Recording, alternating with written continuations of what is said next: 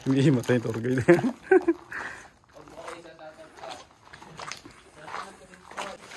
Gano'ng kalalim to kuya?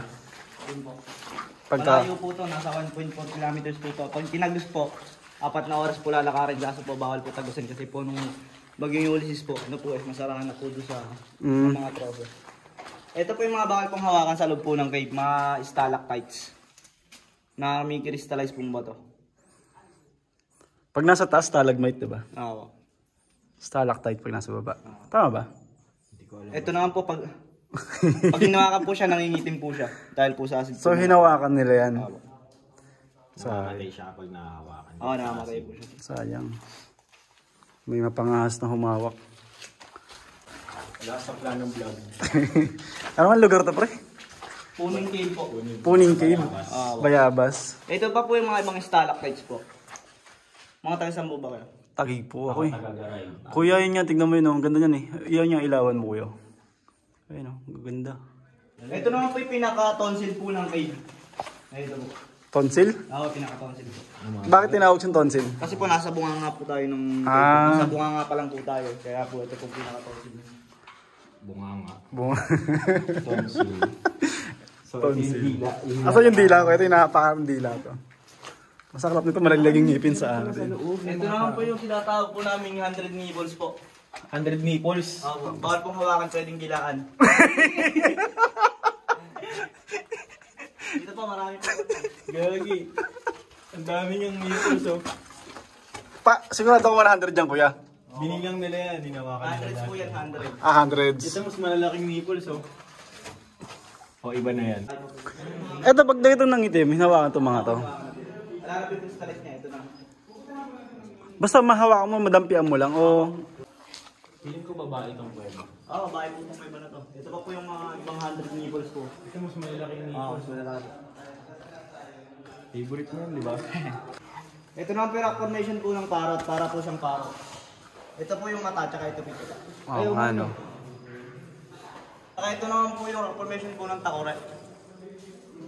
Para po siya takore. Ah, ano. Galing ah. Pwede kaya ang kiskisin. Saka ito po yung phone po ni Mama Mary. Kung malakas. Tsaka ito naman po yung jellyfish, para siyang jellyfish. Ito nga, jellyfish. Hindi kita sa cellphone. Tsaka mga corals. Galing. Tsaka ito naman po yung mga, para siyang mga clouds. At lumipad ang aming team. Wala. Dapat magkakapilang kami. Pero napunta kami sa kuweba. Hindi niyo po ba alam na may weird po, di ba? Hindi, ang plano lang namin talaga, mag-chill lang kami. Magkakapilang. Magkakapilang kami. Pag hindi talaga wala sa plano na tutuloy. Oo. Mas maganda pa, ano? Ito naman po yung tinatawag po namin paraiso cave po. Dati po kumikinang po yung lahat kaso po wala po nakawakan na po ng ulo. Sira, ulo na pati nahawakan. Pag marami po kasi kami tinutur cave pa, hindi po parang hindi nila na...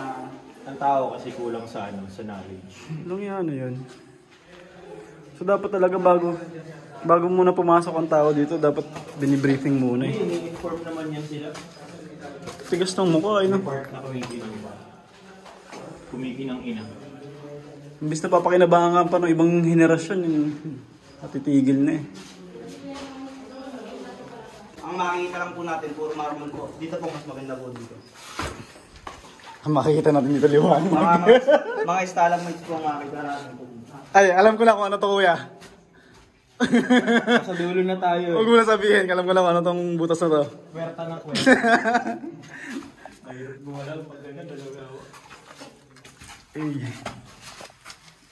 Medyo masikip lang po dito sa part na to. Dahan-dahan lang po yung ulo po natin. Sabihin, nice one. Masikip. Magandang activity to, Alam mo po kuya, baka makakita. Okay lang, matigas ulo. Okay lang yan. Ay. Grabe, sikip. At lumipad ang aming team. Gagi, magsigit talaga, men. Dito pa malamang. Bawal mataba dito. Sabi ko, Mabadi siya, pero legit lang. sabi ko sa'yo pre, magkakapilan tayo eh. Ba't dito tayo may kape sa loob doon? Wait lang. Dapat kung makakita po ng stalactite po na hindi pa po nahawakan. May crystalline po talaga siya. Asan? Dito po tayo. Kaya po tayo. Kaya niyo po ba? Okay, sige. Kaya. Sulit to. Sabi niya lang sa mga mahal namin sa buhay. Hindi pa po siya nahawakan. Ganyan po siya akin na. Ganda. Tsaka yung mga puti-puti po na ganyan. No? Napaka-puti po. Mga dyan, kung di nila hinawakan yung mga una nating nadaanan, no? Oo, mas maganda po. Ito. Meron pa dito? Dito tayo dadaan? Hindi po, dito po. Ako dyan tayo dadaan. Hey. Yeah, wala po yan. Talon. Hey. Uy! Dito po tayo papasok. Lalabas ulit tayo doon. Hindi po. Diyan, may daanan dyan. Loko to. Mabiling na lang po, mabiling na lang. Dadaan tayo dyan eh. Wala ko papasok eh. Tubig. Dito na ako yung makakita po natin. Mga stalagmites po. Ang bumubuo po kasi ng mga kumikristallize po na yun, yung mga tubig po, pag nawala po yung mga tubig po na nagmamoist, ano po, kumikinang po sila katulad po nila. Eto, ba't nangingitim na hinawakan na rin to? Hindi po, pakinang pa lang po yan, nawawala po yung mga moist nila, yung mga tubig-tubig. Ah. Ayan, sa mga bibisita, huwag yung hawakan tong mga stalagmites. Nasasayang. Napuputol yung ano. Para sulit na yung 100 per head, ano? Oh, 100 per head. Oh, yun ko lang po. Yan po yung mga ano, stalagmites po, mga tubig-tubig po. Pag nawala po yung mga tubig-tubig na yan, kikristallize na po sila. Palabas na rin ba tayo? Hindi po, dito daw hindi po tayo lalabas. Hanggang dito na lang po tayo kasi po mahina po yung oxygen dito eh. Oo, medyo mainit na rin. Ah, may tubig-tubig nga ano. Hanggang dito na lang po yung pinapasok po namin dito. Kasi po mahina na po yung oxygen dito. Baka hindi po natin kaya. Malayo-layo pa to ano. Ako malayo-layo pa po yan. Oxygen. Ito mga gusto kong pinupuntahan, Brad, yung mga ganito. Gusto mo pala ng ganito ah. Maiba man lang, di po. Di puro ligo. Boy, nagbayad ka na, pagod ka pa. Ay, kung nag-stay ka sa bahay. Diba? Nakapag-swing ka pa. Nagbago yung anong hangin, yun, no? Dito po talaga sa part na to, mahangin po talaga dyan. Para po sa may aircon. Sa loob, mabigat yung ano eh. Pakiramdam.